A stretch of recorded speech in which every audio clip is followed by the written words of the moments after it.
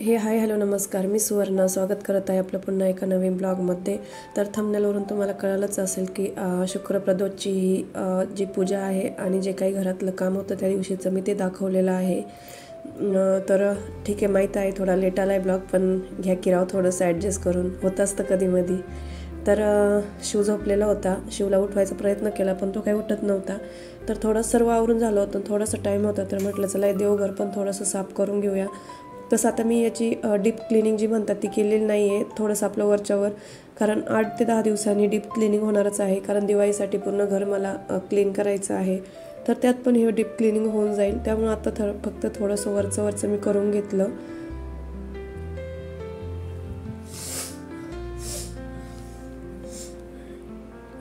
तर खूप असं पसारा झाल्यासारखं वाटत होता. म्हटलं चला थोडंसं साफसुथरं करून घेऊया, तर त्यानंतर घरात छानही वाटतं क्लिनिंग केल्यावरती, आणि पॉझिटिव्ह वाईब्स ज्या म्हणतात त्या पण थोड्याफार जाणवतात.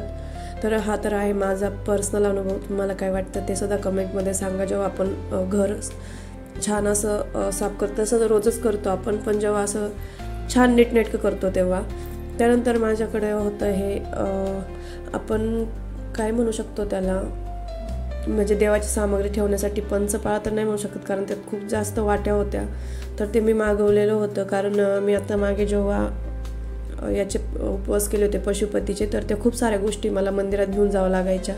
तर त्या अशा सेपरेट नेण्यापेक्षा मी ते घेतलं होतं. तर त्यामध्ये माझं छान असं सगळं बसून जायचं आणि जागाही त्याला नेण्यासाठी कमी लागायची, सो छान होतं. त्यानंतर पोचले होते मेडिकलला. तर मेडिकलला पोचल्यावरती शिवला तर पहिली ताण लागते, काय माहिती, पाय चालते तर मी पण याला का ताण लागते माहीत नाही. आणि नंतर झाडू मारून घेतला, आणि शिवला मी तर दूध आत्ता सोबतच घेऊन आलेली होती, कारण तो दूध प्यायला खूप नखरे करतो, खूप टाईम लावतो, त्यामुळे मी मेडिकलला घेऊन येत असते. नंतर छान असं फ्लोअर क्लीन करून घेतला, आणि लगेच कस्टमरसुद्धा सुरू झाले होते. नंतर आपले देवपूजासुद्धा करून घेतली मेडिकलमधली. छान वाटत होतं. नंतर मंदिरात जायचं होतं, तर म्हटलं फुले पण घेऊन जाऊया.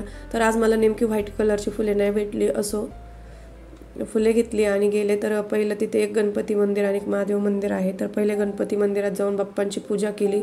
बाप्पांना एक छान असं फुलसुद्धा व्हायला, आणि ते खूप छान दिसत होतं बाप्पांना, म्हणजे बाप्पांच्या हातामध्ये मी जिथे ठेवलं होते ते. त्यानंतर ही माझी सर्व सामग्री होती, आणि इथे थोडा पसारा होता. तर म्हटलं चला पहिले आपण इथे क्लिनिंग करून घेऊया. पहिले नंदी महाराजांना मी अंघोळ घातली. तर जेव्हा पण आपण मंदिरात जातो तर दुसऱ्यांच्या पूजेवर आपण पूजा नाही केली पाहिजे. आपण पहिलं शिवलिंग हे पूर्ण स्वच्छ केलं पाहिजे, तेव्हा पूजा केली पाहिजे. तर मी त्यात तेच शिवलिंग एकदा छान असं स्वच्छ करून घेतलं आहे. नंतर दूध अर्पण केलं आहे. आता याला प्रॉपर अभिषेक नाही म्हणता येणार, कारण मी फक्त साधी एक पूजा केली आहे. नंतर परत पाण्याने ते जे दूध होतं ते वाहून दिलं, आणि नंतर मी ते मध लावला होता, आणि आता लावत होते आपलं काय, तुम्हाला तिथे अत्तरसुद्धा लावायचं असतं, जे की महादेवांना खूप प्रिय आहे. नंतर मी लावलं पांढऱ्या कलरचं भस्म. नंतर अक्षता आणि काळे तिळही वाहिले.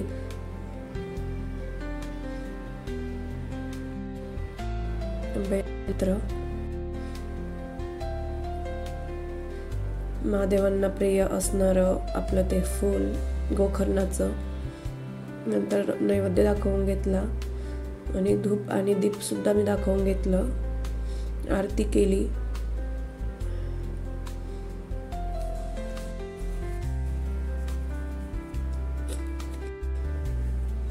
आणि परत मला बाप्पांचा व्हिडिओ घेण्यासाठी काही मला मोह आवरलाच नाही. मी परत छान असा बाप्पांचा एक व्हिडिओ घेतला परत येताना. आणि मी जे म्हटलं तुम्हाला ते मंदिर आहे एक महादेवाचं आणि गणपती बाप्पाचं, खूप छान वाटतं. आता ही जी बिल्डिंग दिसती ना, तर इथे आम्ही फ्लॅट घेतलेला आहे. तर याच्या 9 विंग्स आहे टोटल. 14 फ्लोअरची एक बिल्डिंग आहे. त्यानंतर आले मेडिकलला. तर शिवचं चालू होतं झोका खेळायचं काम. आणि जे मी तुम्हाला म्हटलं होतं ना, माझं ते देवाची पूजा म्हणजे सामान ठेवायचं, सामग्री ठेवायचं जे होतं ते हे होतं, जे आता प्रॉपर दिसतंय तुम्हाला जर पाहिजे असेल तर तुम्ही लिंक मी देऊ शकते तुम्हाला, तुम्ही कमेंट करा.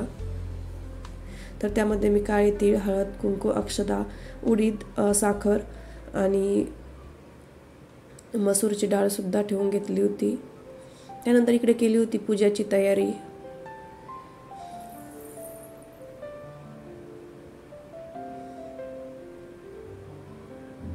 ते अक्षदा टाकून घेतल्या. पहिली कलशासाठी ते जे जास्त टाकले ते कलशासाठी आता मी छान असं स्वस्तिक बनवून इथे कलश मांडून देणार आहे. आता इथे आंब्याचे पानं वगैरे काही भेटत नाही, त्यामुळे कलश आपल्याला तसंच मांडायला लागतो. नंतर एका याच्यात मी महादेवाची पिंड आणि एका याच्यात गणपती स्वरूपात मी सुपारी ठेवली होती. आता इथे रांगोळी काढायची राहिली होती माझी, कारण जे माझा बॉक्स होता तो पाठीमागे गेलेला आणि आता तो शक्य नव्हता, कारण मी कलशसुद्धा मांडलेला होता. छान अशी पूजा मांडून घेतली होती मी, दिवे लावून घेतले होते आणि आता पूजाला मी सुरुवात करणार होते.